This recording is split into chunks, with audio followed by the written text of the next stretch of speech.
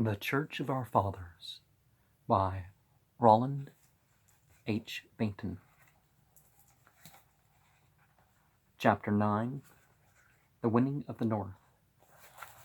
That reminds me of the story of, who was it, Abu Bakr riding into Jerusalem on a donkey.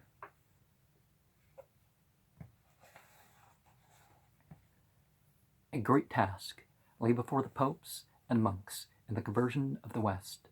The so-called barbarians who came into Europe were already mostly Christianized, though they had been won only for the Arian and not for the Nicene faith.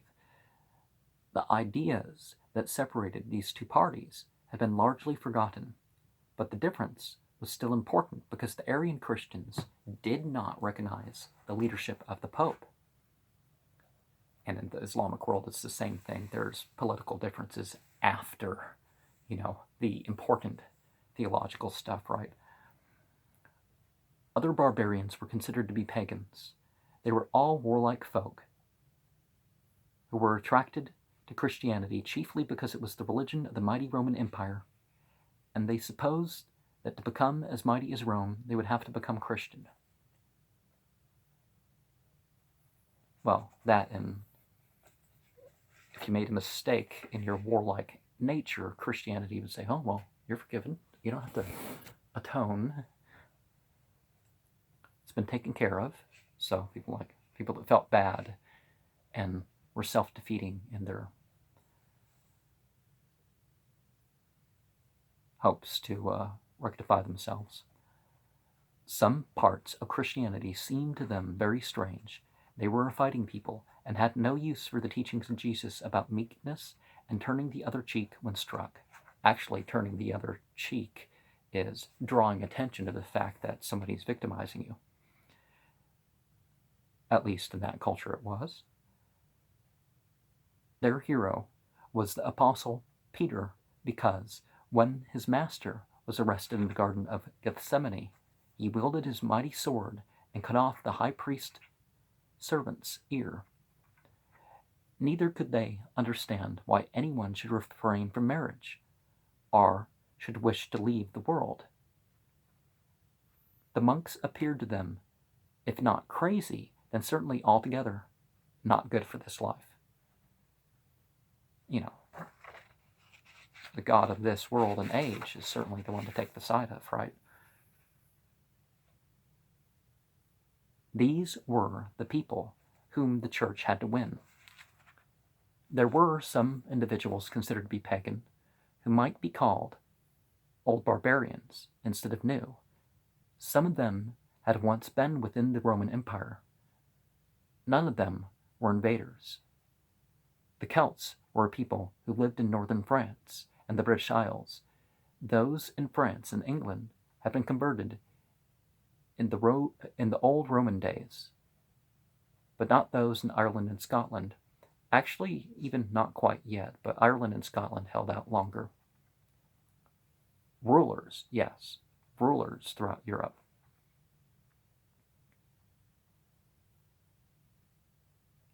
The Angles and Saxons were new barbarians who pushed the Celts into Wales.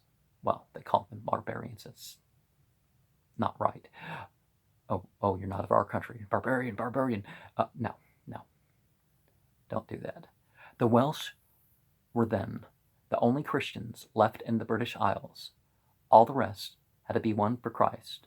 The popes and monks overtook the task, and for the rest of Europe as well, we shall look at the winning of one country after another. Actually, last comes Ireland, even after Germany, and Scotland, coming close in second, but supposedly first came Ireland. The patron saint of that country is St. Patrick. He did more than any other to win the island for the Christian faith. His work for the Irish was a case of returning good for evil, for they had made him a slave. At the time when the Roman legions were being called home from England to defend Rome, Patrick was living somewhere near the border of Wales. The Irish swooped down on the English coast and carried him off. He was sent to herd swine. Patrick had been brought up as a Christian. His father was a deacon, but the lad had never cared much for his religion when at home. Now that trouble came upon him, he prayed that he might find a way of escape, and the chance came. He succeeded in reaching the seacoast and managed to obtain a ride on a boat by offering to take care of the cargo of dogs being shipped to France. Once in that country, he went to a monastery, one of those built for safety on an island of the Mediterranean Sea. Here he might have stayed, but he was eager to see his family again, and after many hardships, reached home once more. Gladly would he have remained, had he not had a dream one night in which the babies of Ireland pleaded with him to come back to their country and teach them about Christ. Patrick decided to return, but first he must learn more about Christianity. For that reason, he went to France and studied for a number of years in a monastery.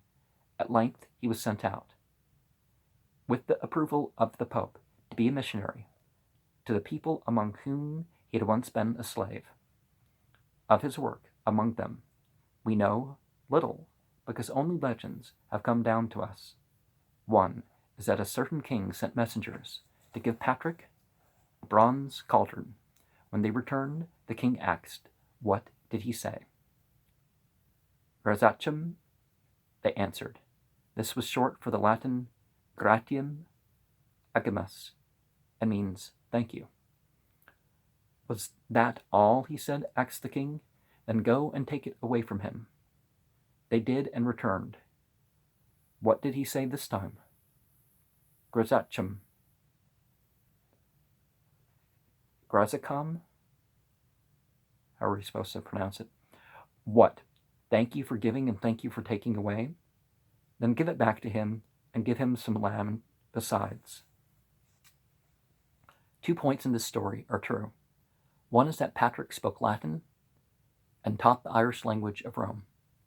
At the very moment when the Empire of Rome was collapsing, the church from Rome was reaching out. The army of the empire never reached Ireland. The missionaries of the church brought Roman ways. Later in Ireland was to send back many learned men to teach the people of Europe. The other point is that the king gave Patrick land. All life among the so-called barbarian peoples was built around land. They had no large cities.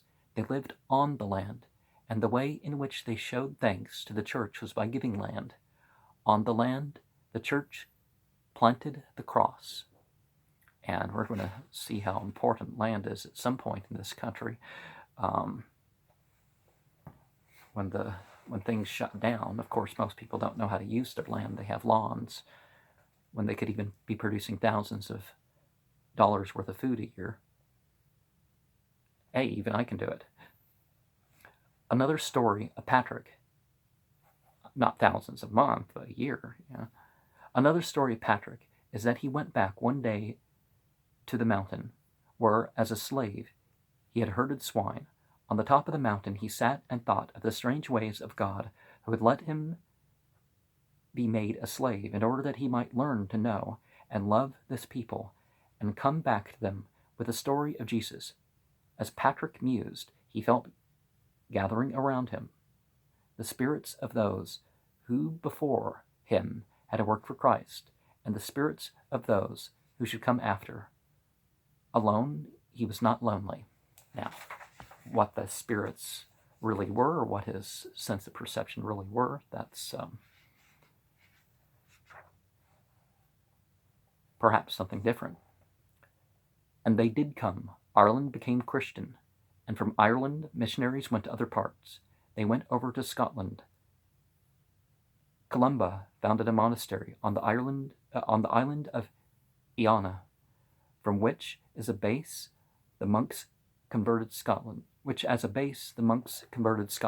From Scotland they began to work down into England, but there the so-called pagan Angles and Saxons had already broken in and pushed the Christian Britons into Wales, while the missionaries from Scotland were working down from the north. The other missionaries sent by the Pope landed in the south and worked up. is actually the historical case that the Anglo-Saxons were the first peoples to become Christian among the UK region, but not in part. They were later in part, so there's that difference there that they're pointing out. Pope Gregory, you had some rollers and stuff like that became Christians first, and then eventually the people followed over the course of hundreds of years. Or in Ireland and Scotland, well over 1,000. But Pope Gregory I was the one who sent out the missionaries to the south of England. Legend is that he became interested in the English because one day in the marketplace at Rome, he saw some English boys for sale as slaves. And in the Bible, the conquering of Canaan is largely exaggerated.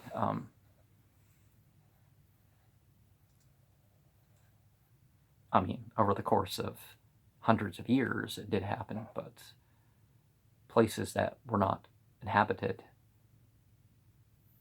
are among the list of the conquered, 500 years before they existed. Something that happened after Solomon is certainly not something conquered by Joshua.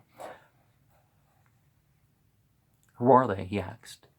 Angles was the reply, to which Gregory, who had no experience with English boys, responded, not Angles, but angels. At any rate, the Pope sent St. Augustine as a missionary to England. He is called Augustine of Canterbury to distinguish him from Augustine of Hippo. King Ethelbert of Kent, whose wife Bertha was already a Christian,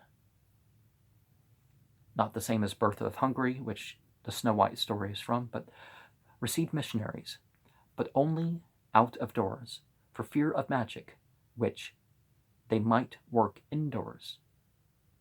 Well might the king be afraid, if the report was true, that St. Augustine could make tails grow on the backs of those who irritated him.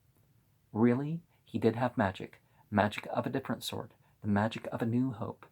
When a so-called pagan king in England asked his advisors what they thought of the Christian faith, one of them replied, O king, the life of man is like the flight of a swallow through our banquet hall, out of the dark and the cold for a moment, through the light and warmth, and into the cold and dark again. A religion which can tell us more about the dark beyond certainly ought to be followed. And I'm sure that's a legendary thing because the Celts and various other people did have beliefs about the afterlife, at least as a crystallization of this life and getting what you finally deserve, that sort of thing. While the missionaries from Rome were working up from the south, the missionaries from Scotland were working down from the north into England. By and by, they met and found out that in the time of the separation, differences had grown up between the Irish, Scottish practices and the Roman. One difference was as to the manner of the haircuts of the monks. Why can't they just argue about principles? Or not at all?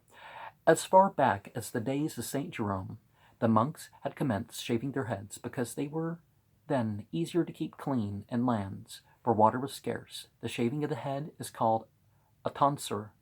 Not quite the whole head was shaved, and a difference had arisen to just what part to shave and which to leave. The Irish shaved from the ears up and left a little tuft on the top like a halo.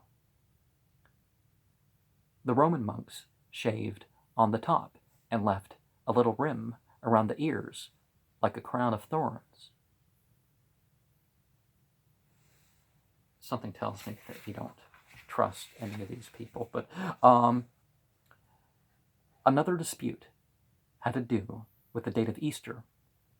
All accepted the practice decided on at the Council of Nicaea that Easter should fall on the first Sunday after the full moon after the vernal equinox. But to figure out on this basis just what Easter would be for 10 years in advance is no light task, because unlike the Jews and many other peoples, they had lost the Celtic way of predicting the moon cycles. The Irish were following an old and faulty calendar. The Romans had worked out the dates much more correctly. See, they were trying to do away with the old calendar, and that was the problem, is the astronomical knowledge kind of slipped away when they're trying to suppress the calendars that use it. The Romans had worked out the dates much more correctly. When they got together, they found out that they were not keeping Easter on the same day. And these illustrations here. These disputes were brought before King Oswy, who did not know what to say until he was told by the Roman missionaries that they came from the Church of St. Peter, to whom Christ gave the keys of the kingdom of heaven. The king was afraid of being out of favor with the doorkeeper of heaven and decided in favor of Rome. And part of the problem also was they were trying to change, we don't celebrate the solstices and the equinoxes and the points exactly in between, but we'll do something a little different. Okay, the Christmas, the 5th of Yule, but let's set it as a particular day, so it's not always Mithras Day. Well, actually, that was just a consequence of it. A week before, something in the week before for the cross-quarter days and other things. So, it really stepped away from nature, because as the Bible says, the Bible talks about the God of this world and age, so you can't be too natural in your ways according to the standard Christian way of thinking. But,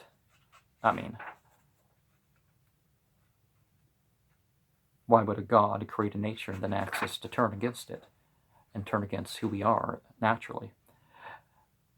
In England, the work of the first missionaries was carried on by churchmen and rulers. One great need was to turn the Bible and other books into the Saxon language, which is the basis of the English tongue. The work was begun, according to legend, by the earliest English poet, Caedmon, a herdsman, who, being downcast because he could not sing like the others to the harp, went to bed and dreamed that he was told to sing of the creation. In his dream, he began to make up verses, and when he woke, he told them to his master, who took him to a monastery. As the story of the Bible was told to him, he turned it promptly into Saxon verse. Much of this verse has come down to us in a manuscript very quaintly illustrated, as with the drawing of Abraham entertaining the angel here. Just as much of the verse was really written by Caedmon himself, it is hard to tell. King Alfred the Saxon, who ruled over a portion of England in the 9th century of the Common Era, felt that as the Greeks turned the Hebrew Bible into their tongue, and as the Latins turned both Hebrew and Greek into their own tongue, now should all three be carried over into English. And one finds that Muhammad told, Muhammad, the one who Quran was revealed through, told his followers to learn of the languages and cultures of the other people so that they may spread the faith.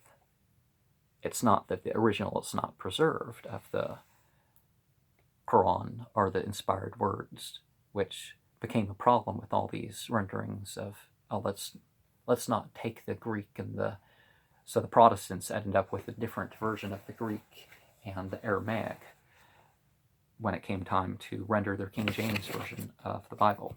But anyways, he himself, with the aid of learned bishops, translated the rule for the clergy of Pope Gregory the Great into the Saxon tongue. The most famous churchman of the Saxon period was Dunstan, the archbishop, which means the chief bishop. Okay, that's an unnecessary note. Which of Canterbury. He tried to improve the lives of the clergy and founded many monasteries. Legend says that he pinched the devil's nose with a pair of pliers. The devil, as often in the Middle Ages, is shown in this picture with an extra face on his stomach. one of the four poisons of the heart is the consumption in the Islamic tradition. That's one of the four things pointed out. And some people say, well, that's a saying. Well, all four of these things are in the Quran, but if they're going to be more crude, they're going to add one to his genitals too, which unrestrained expression does reach into those areas. Whether or not the saint pinched the other nose, the legend does not state, but we must come back to the other countries to be one for the faith. France had been conveyed before the barbarians broke in, well, the so-called barbarians. Much of the country was Christian, even by the time of Constantine. Well, certainly there would be Christians all over the place, but that's different than it actually being the thing. Then you'd have to say every country in the world is Islamic because Muslims live in every country. And we know that's not true. There are plenty of, most countries aren't even a majority of people who would claim to be Muslim. Influenced by Islam? Yeah, well, any major faith influences all over the place, even among non-members. One of the missionaries who helped to finish the first conversion of France was Saint Martin. While a soldier and not yet a Christian, he one day met a man clothed in next to nothing. Martin had only one garment himself. The picture apparently gives him too much there, and he cut in two and gave half to the beggar.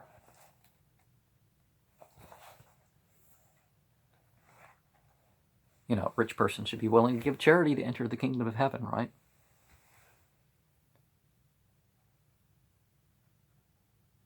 That night, in a dream, Martin saw the half he had given away being worn by Christ himself. Martin then became a Christian and left the army to become a monk. Later, he was made a bishop. Through him, many that were considered to be pagans were won for the faith. After his death, he was made an official saint, and the common people came to believe that even his bones could work miracles. Yeah, what you can't do in life, supposedly your remains are going to? Necromancy. That's called necromancy. And worshiping somebody who could neither hear or otherwise witness, much less respond to the people who worshipped him. But when his remains were being moved from one province to another, some sore-covered beggars tried to get over the border, lest they be cured and unable to beg any more. They failed. Yeah, that's sounds like something a lot of so-called conservatives are going to say, is that, honestly, nobody wants to live on $4 a day food and in government housing where you can't leave at night and unless you have to. Well, I guess there are some people, but let's be honest. We don't give the poor enough in this country if people are unable to find their thing. But oh, I don't want to give up being a beggar. It's like there are some people, but very few, anyways.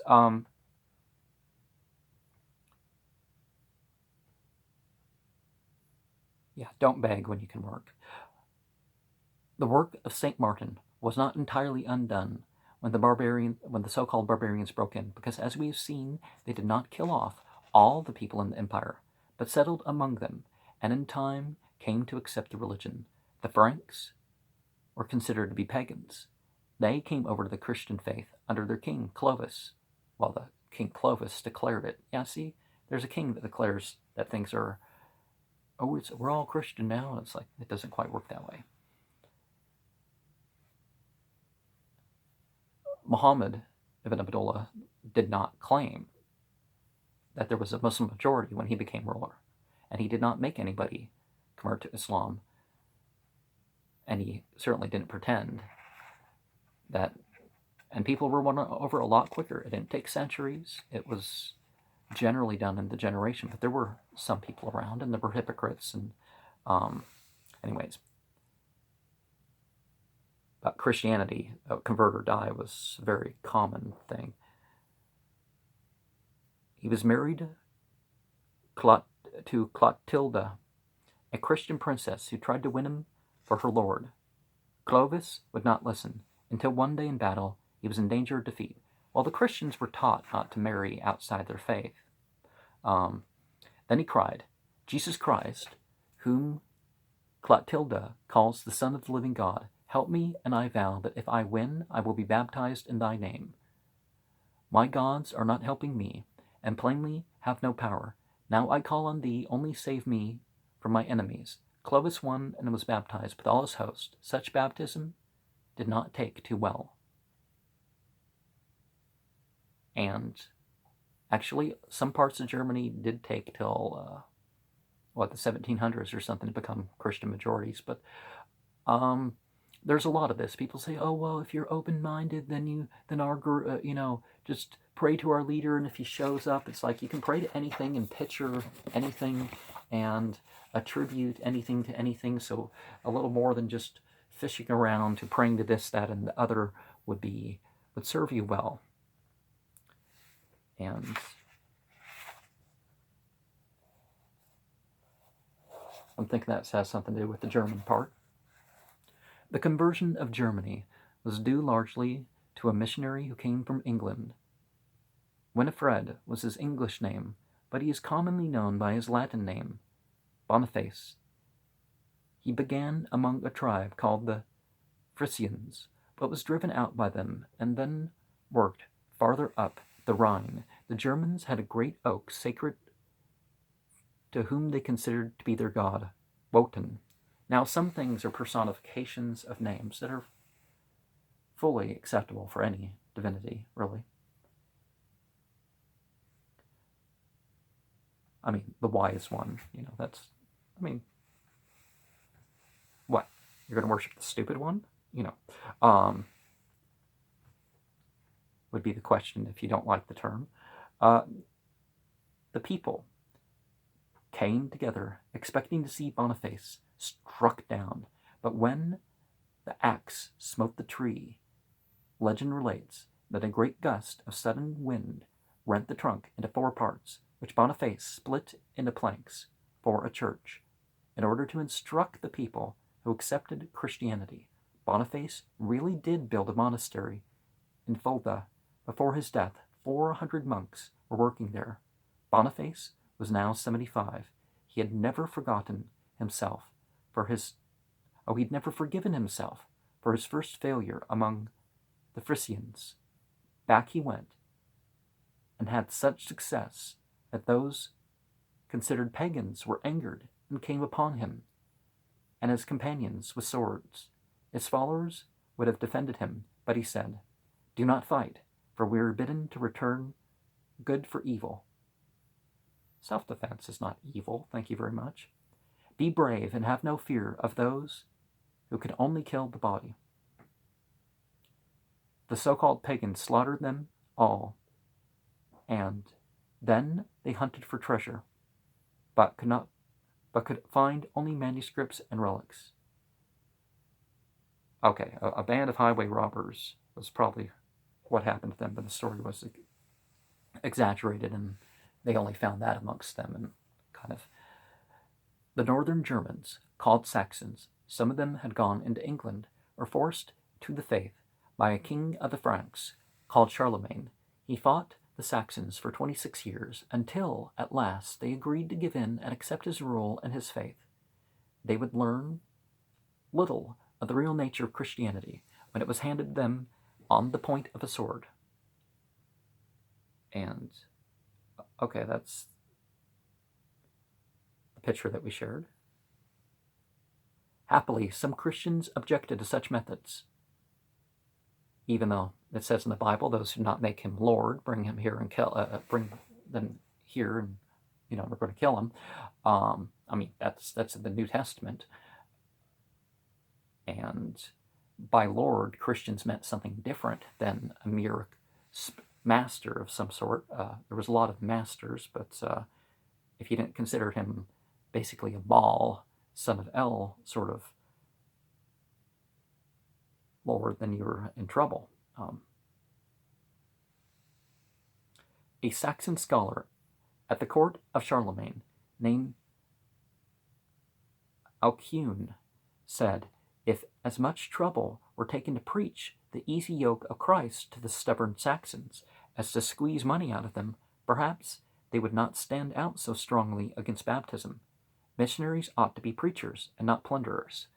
And certainly when you do conquer a land, in general, you should charge less taxes than they would have had under their secular or other faith governments. But because almost every government goes too far. But again, fighting them because of converting, that's not right. Fortunately, such rough methods were not often used, and most of the peoples of Europe were won for the faith in gentler and more Christian ways. Well, Christian is only doing things in the name of Jesus, so there's Ansgar, the missionary to the Danes, relied on better means. He trusted neither in force nor in magic, and when praised for his miracles, he answered, "The greatest miracle will be if God ever makes me a good man." That miracle happened, and many were taken captive by the sermons of his life. And there's a verse, and I'm going to share. Basically, you believe, basically people are allowed to believe or disbelieve whatever they want.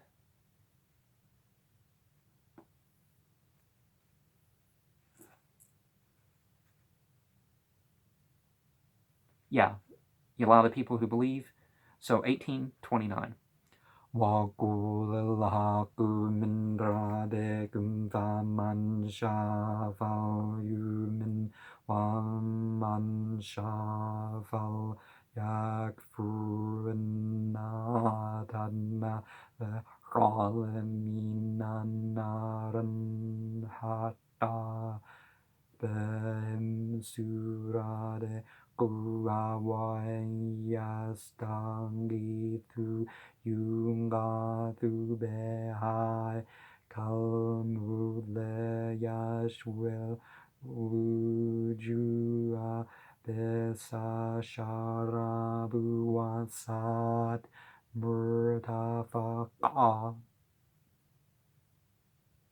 And, of course, the hereafter, leave it to the hereafter if people are going to not believe the right thing, because there might the bad things come. But